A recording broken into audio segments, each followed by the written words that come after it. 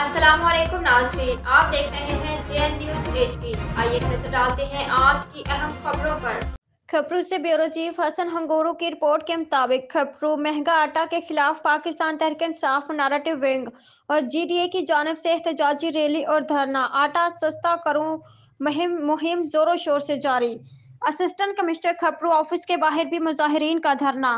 तफसील के मुताबिक खबरों आटा महंगा होने के खिलाफ Pakistan Tehreek Insaf narrative wing GDA और खबरों के शहरियों की जानिब से एहतजाजी रैली निकाली गई। रैली में शहरियों की बड़ी तादाद ने शिरकत की। रैली शहीद चौक खबरों पहुंचकर एक बड़े एहतजाजी मुजाहरे में तब्दील हो गई।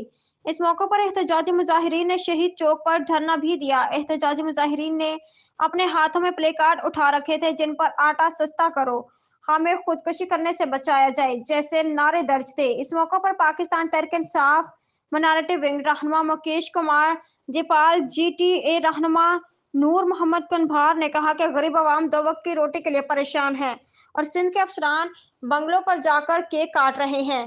खुदारा आटा सस्ता करो वरना आवाम के सब्र का पैमाना लबरेज हो गया तो आटा चक्की और फूड गोदाम का घेराव भी कर सकते हैं। एहतजाजी मुजाहिरीन ने असिस्टेंट कमिश्नर खबरों ऑफिस के बाहर भी धरना दिया मगर अफसोस साबका रिवायात को बरकरार रखने हुए असिस्टेंट कमिश्नर खबरों ऑफिस से गायब थे।